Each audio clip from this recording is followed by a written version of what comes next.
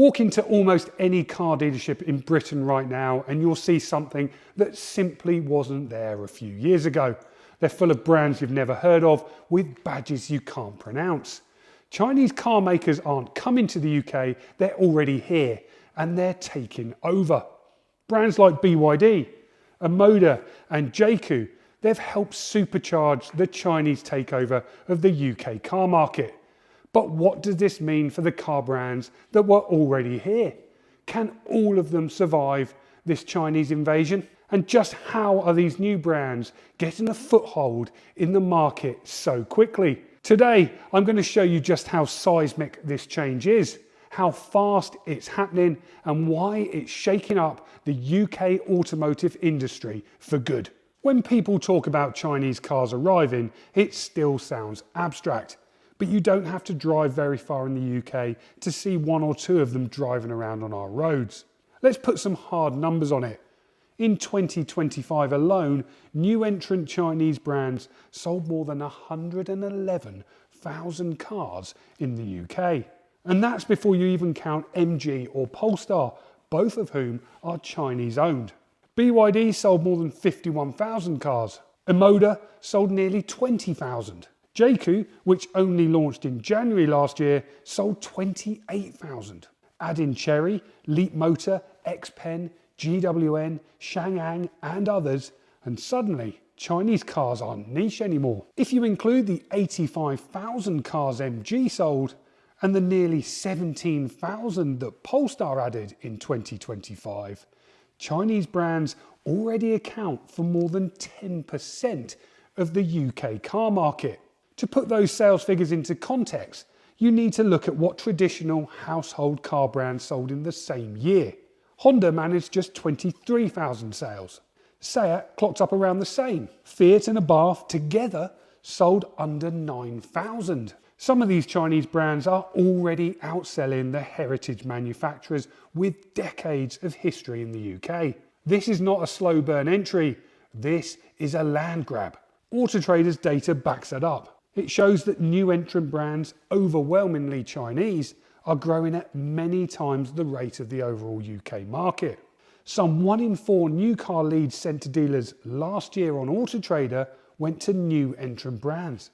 That's 25%. While the market as a whole is inching forward, these brands are exploding. So which Chinese brands are already here and who's coming next? Well, China sees the UK with its zero tariffs and open-minded buyers as the shining light for car sales. Most are making huge money here and as such are lining up to launch new brands.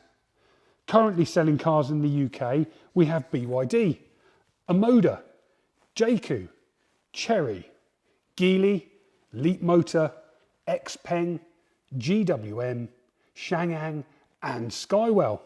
Add in Chinese-owned brands like MG and Polestar and they already have a formidable footprint. But it doesn't stop there. This year alone, more Chinese marques are queuing up to get in. Aeon, from China's 5th largest car maker GAC, will launch in the UK. NIO is finally preparing to enter with its Fiat 500 rival the Firefly. Commercial vehicle players like Maxus and Farizon are expanding fast. Premium sub-brands such as Denza and Yangwang are being prepared by the super successful owner BYD, and Geely-backed marques like Zeekr are also waiting in the wings. Autotrader told me that by the end of this year, the UK could have around 80 car brands. Back in 2019, car buyers had fewer than 50 to choose from. Almost all of that growth is coming from Chinese manufacturers. This isn't one company taking a punt. It's an entire industrial system moving into a market. And the speed this is happening is unprecedented. Last year, Omoda and Jaecoo's UK boss shared a graph that stopped me in my tracks. And the numbers still stand today. It showed how long different brands took to reach just 2% market share in Britain. Hyundai, more than 27 years. Kia, nearly 18 years. MG, 12 years. BYD, just over 2 years. But what about Omoda and Jaecoo? It took them just 9 months. This is not normal market entry. This is historically unprecedented. As Mark Palmer from Autotrader told me. Miles quicker, absolutely miles quicker. If we think about even the 2025 new car sales volume, they doubled volume and they doubled share in the space of 12 months. You think about, and you know, BYD were already in the market and so on in 2024, weren't they? But their growth in 2025 was rapid. And then you've got the emergence of Omoda and Jaecoo, brands like that. You can only see that continuing. This isn't evolution, it's China speed. And it's not just registrations. Autotrader says consumer interest in Chinese brands is rising faster than for any other group of manufacturers in the UK. These cars aren't just being discovered, they're actively being searched for. So why is that? Part of it is product. Peter Smythe from Swansway says he's glad he's added Chinese brands to his dealer group roster.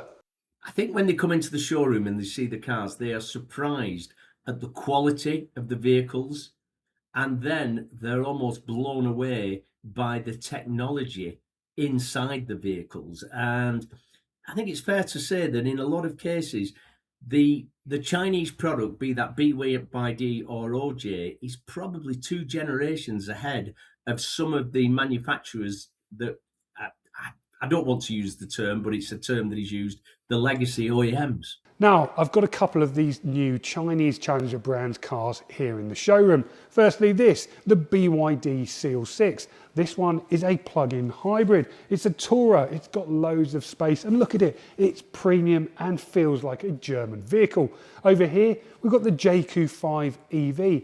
This is an electric car that costs just £300 deposit and £300 a month. That is incredible value. Inside, they look and feel premium. These cars may be cheap, but they certainly don't feel it. And when people are driving them on the roads, that makes them feel rather special indeed. Autotrader's data shows something even more telling.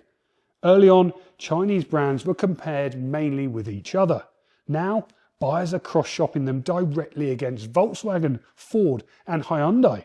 That's the moment a Challenger becomes mainstream, and the threat to the establishment becomes very real indeed. It was the case early on, actually, that they were kind of being, I mean, there was, we got back about a year, maybe 18 months, actually. They were being compared largely with one another, almost like an early adopter, people having a look and thinking, shall I, what else? Or I've heard about this one and maybe that's comparable to that one and so on. That's all changed. The new entrant brand have really established themselves very, very quickly in the competitor sets, not just of kind of ones that you might expect, sort of mid-range volume type of brands, but we're starting to see them appear against the likes of Volkswagen. This is exactly how the Korean brands like Kia and Hyundai broke through. But with the Chinese brands, it's happening in fast forward. These aren't startups or niche disruptors, they are industrial giants. Some of these companies build more cars in a single year than the entire UK car industry combined. BYD alone produced more vehicles last year than every British car plant put together. And crucially, they're not just backed by investors, they're backed by the Chinese state. The Chinese government has made electric vehicles and global automotive dominance a national strategic priority.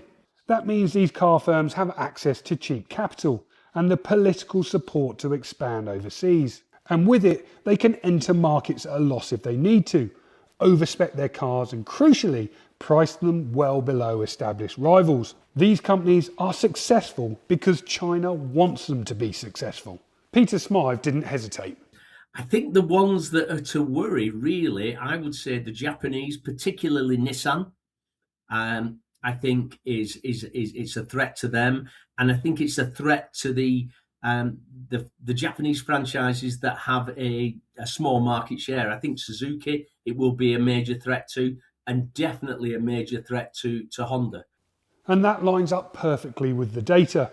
In 2025, Omoda and Jaecoo combined outsold Honda. They outsold Seat. They outsold Suzuki, Dacia, Citroën, Fiat, Lexus, Mazda and Mini. These aren't fringe brands, they are fast becoming pillars of the UK market. Autotrader's numbers show this isn't happening in some separate budget corner of the market. Chinese brands are taking share inside the same price bands as established European and Japanese manufacturers. And the Chinese aren't slowing down. More models, more dealers, and more brands are on the way. But why the UK? Well, that's because the UK is perfect. We adopted Japanese cars in the 70s, Korean cars in the 90s, and despite what you might think, we're open-minded. But there's something else, as Smythe told us. When I was in China, I was in a showroom, and a car that we sell at £35,000 here was up for sale there at less than $17,000, which is scary. And yes, they may impose tariffs, but it may very well be that these guys have got the margin to battle against that.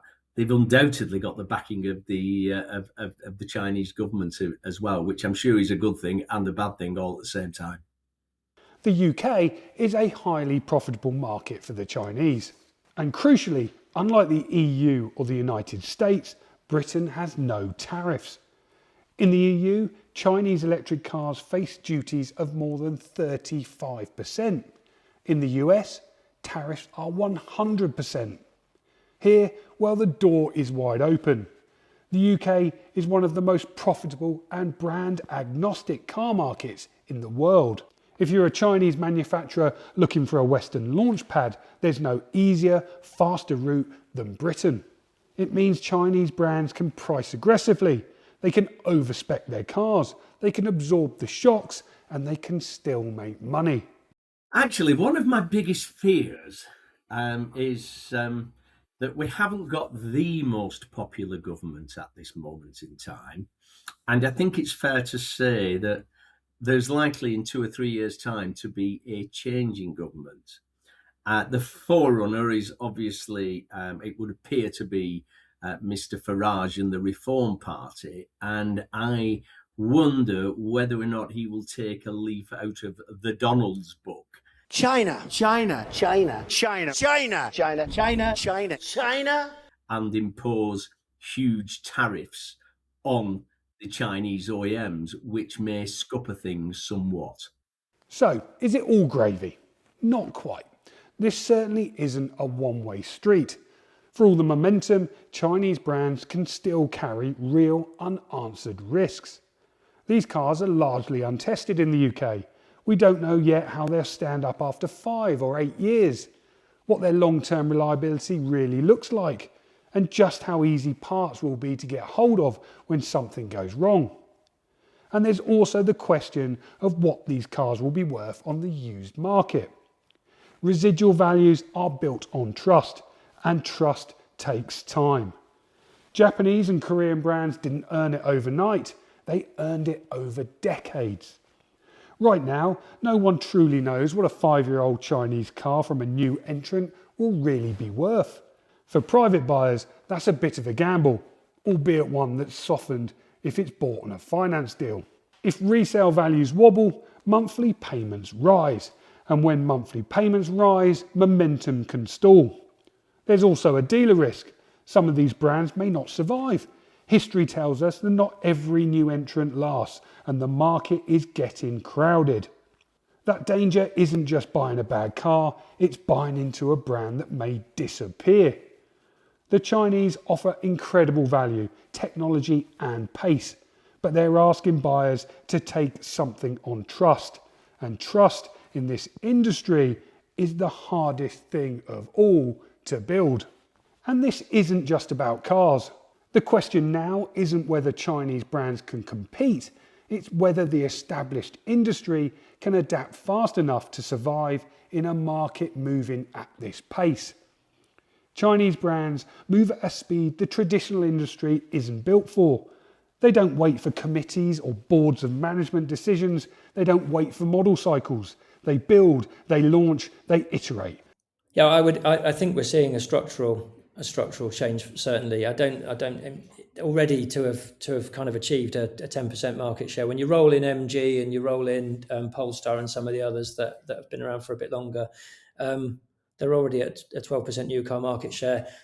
That's going to grow by a few percentage points this year. The number of partners that they've got will will probably grow. They'll build out their after sales proposition. There are still sales channels for many of them to go after. When we think about where they've been selling cars, some of them have originally begun in private retail. Some of them haven't even turned their attention to the fleet sector at this point in time. So there are lots of places still for these brands to succeed and focus and to kind of conquest volume. Now, for decades, the biggest threat to car makers came from known enemies. Now it's coming from brands many people had never even heard of. This isn't hype or a bubble, it's a structural shift. And for some of the biggest names in the industry, it could become existential.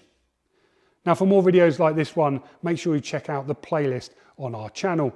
And if you want the very latest on the motor trade, check out our second YouTube channel, Car Dealer Magazine 2, for our weekly podcast that you can find on Apple and on Spotify.